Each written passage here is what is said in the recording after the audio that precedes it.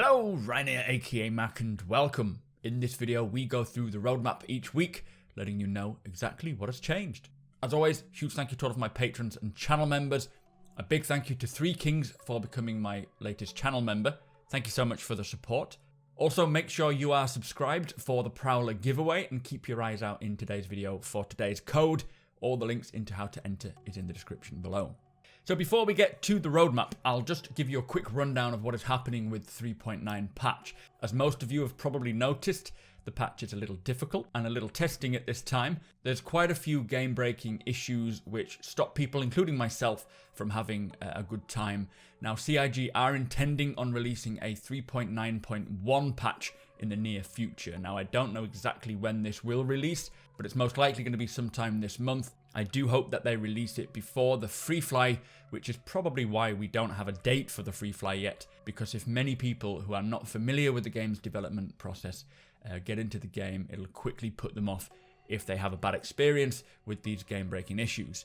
Now, hopefully 3.9.1 patch will fix up most of the main issues and get the game playing much better overall. Minus these game-breaking bugs, it is one of the smoothest and cleanest builds we've had, and I do thoroughly enjoy it when these issues aren't cropping up. Now, I will keep you posted on my YouTube channel once we get a 3.9.1 patch and take a good look at the patch notes and the bug fixes. On another note, for the roadmap going forwards, CIG have updated the numbering for the upcoming patches from 4.0, 4.1, etc. to now 3.10 and 3.11. And they will continue like this until they implement something more substantial, warranting the 4.0 patch number. For example, 2.0 introduced the universe, 3.0 introduced planetary bodies. The likelihood is once we get something like Pyro, or potentially a complete Stanton system with Crusader, then it'll switch over to 4.0. Now, this is quite normal in game development with build numbering. It only makes sense here as well. So from now and onwards, 4.0 has become 3.10 and will release around the end of June like normal. 4.1 has become 3.11 and is set still for the end of October. Whether 4.0 will be the end of this year with Crusader or whether it'll be 3.13 is still unknown, as we don't have that patch on the roadmap yet. With that said, let's take a look at the roadmap. So for 3.10 and characters, the new character Eddie Parr is at 78% complete. 39 out of 50 tasks are done, 11 now remain. He is now back on the roadmap and is the bartender at New Babbage on Wally's Bar. He's also likely going to require you to smuggle some contraband in by the sounds of things, maybe drugs, for his patrons. Onto locations, the New Babbage shop additions are at 48% complete, with 11 out of 23 tasks being done. 8 were completed over the week, 4 more were added, so 12 now remain. Grimhex improvements are at 63% complete, with 41 out of 65 tasks being done. 9 were completed over the last, couple of weeks. 5 were added, 24 still remain. And it's looking like Grimhex is going to be the place to be for criminals in the verse. It's getting a really nice makeover, as well as racing, which will be fun. For AI, now the FPS combat weapon types is in polishing. This is completed, and this allows AI to engage the player using a wider variety of weapons. The FPS cover usage version 1 is also in polishing. This basically allows the NPCs to analyze the environment and determine the best way to engage the player without exposing too much of themselves. Now, these NPC combatants are sounding like they're going to be pretty tough. And do remember that the better that these AI get, the better that your AI crew will be eventually in the game. So for gameplay, the body dragging is at 65% with 13 out of 20 tasks done. 9 were completed, 6 more were added, so 7 still remain. The ship hood rework is at 25%. 2 out of 8 tasks are done now. Only 3 tasks were added. None were completed, so 6 now remain. For surrender, that is at 50% complete with 3 out of 6 tasks done, so 3 still left to go. And the restricted area rework is at 67% complete with 8 out of 12 tasks being completed. 4 now remain. So onto weapons in 3.10. The Lightning Bolt Company ATCAV sniper rifle is at 68% complete with 17 out of 25 tasks being done. 1 was completed last week. 3 were actually removed, so 8 now remain. The Yubarev pistol, which is also an electron pistol, is at 62% complete. 16 out of 26 tasks are done with 10 remaining. The Gemini C54 SMG is at 69% complete. 18 out of 26 tasks are done. 8 still remain, and this is actually getting a size reduction, as we heard on the monthly report, as it was too close to the size of an assault rifle, so they reduced the dimensions of it to make it more SMG-like.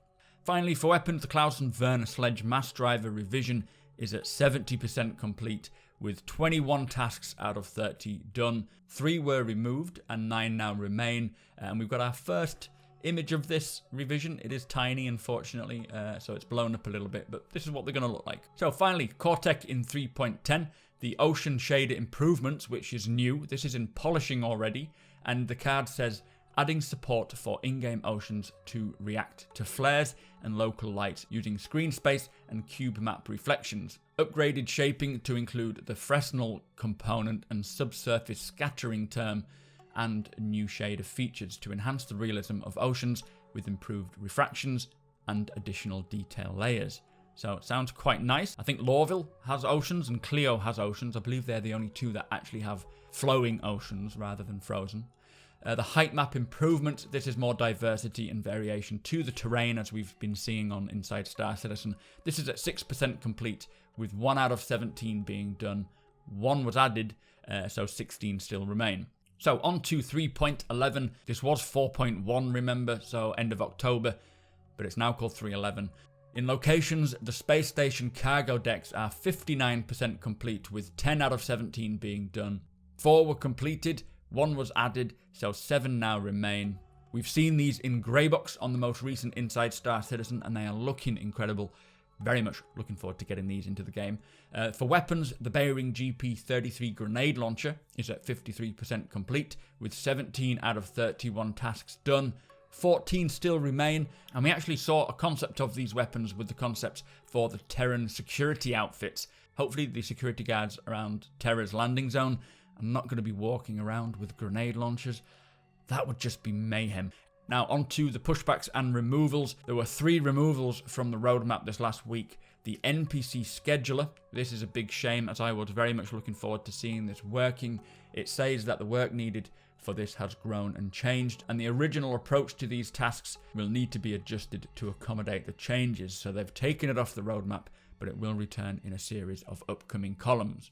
The ship shield replacement is also gone. This is a big shame as well. They were halfway through with this, and this is the signed distance field shield tech, which was removed until they can determine exactly where it will fall, as the visual effects team do not have the bandwidth to complete the tasks within the current timeline. This is most likely due to them working at home and not having the bandwidth that they would have in the office, which unfortunately, due to the situation, can't be helped. Now, the last one to get removed is the FPS realistic weapon handling. This is part of the AI tasks. They say the scope for this has increased, and they adjusted the deadline to give the team more time. It'll come back once they've figured out how long it will take.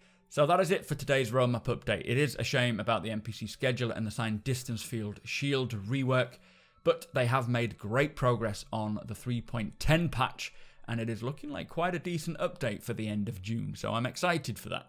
Anyway, do let me know what you think in the comments below, and thank you to everybody for helping me reach 24,000 subscribers here on YouTube. If you are not subscribed, I would super appreciate it. Also, tick that bell so you know when my videos go live, and hit the like button if you want to win that Prowler game package. Come follow me over on twitch.tv/supermacbrothers. Come and hang out with us live and get chatting about the game. Thank you again to my patrons and channel members. Thank you for watching, and I'll see you next time.